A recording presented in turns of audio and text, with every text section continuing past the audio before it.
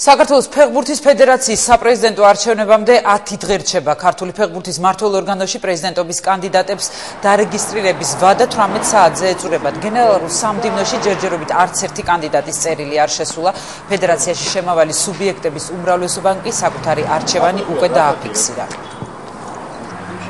საფეხბურთო სუბიექტებს ჩვენი კორესპონდენტი ოთარ გიორგაძე შეხვდა და რას აცხადებენ ის სუბიექტები, რომლებიც ზვიად სიჭინავას კანდიდატურის წამოყენებას მხარს უჭერენ.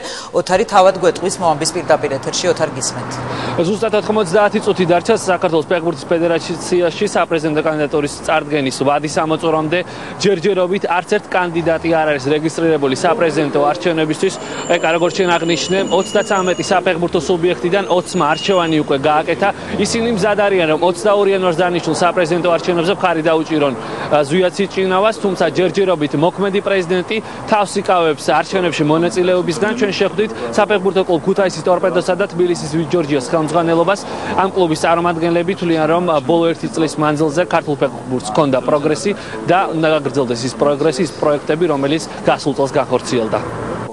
ჩვენთვის მნიშვნელოვანია რეგიონული ფედერაციების განვითარება. მნიშვნელოვანია ის გარემოებაც, რომ ბავშვთა ფეხბურთის კუთხით გაცოცხლება მოხდა ფეხბურთის ფედერაციაში და ყურადღება მიეცაცა ბავშვთა ფეხბურთს. ასევე ძალიან დიდი მნიშვნელობა აქვს ინფრასტრუქტურის მოწყობას და ამ მიმართულებითაც საფეხბურთო სივრცეში დიდი ცვლილებები იყო ბოლო პერიოდის განმავლობაში. სწორედ აი ამ ძირითადი პუნქტების გამო ჩვენ გადავწყვიტეთ მხარი დაგვეჭირა ზვიად სიჭინავას კანდიდატურისათვის. ჩვენმა კლუბმა ჩათვალა, რომ ის ერთი წელიწადი რაც იყო ეს პერიოდი ზვიად სიჭინავა, არ არის საკმარისი იმ პროექტების განსახორციელებლად, რომელიც მან წამოიწყო და საჭიროა, რომ ეს ყველაფერი დამთავრდეს და ახლები დაიწყოს. ჩვენ შეგვიძლია რამდენიმე დავასახელოთ ასეთი პროექტი. მაგალითად, ეროვნულ ჩემპიონატთან დაკავშირებით გადაიბარა მისი ჩატარება ფეხბურთის ფედერაციამ, იქ მოხდა უმაღლესი ლიგის გუნდებისათვის საწევრო შესატანების განახევრება, აგრეთვე მსაჯების პროექტთან დაკავშირებით 3 თვის დავალიანება გაისტუმრა ფეხბურთის ფედერაციამ. დიახ, ჩვენ მოლოდინის რეჟიმში განვაგრძობთ მუშაობას, ველოდებით გაივლისორა რომელიმე კანდიდატი რეგისტრაცია საპრეზიდენტო არჩევნებისთვის.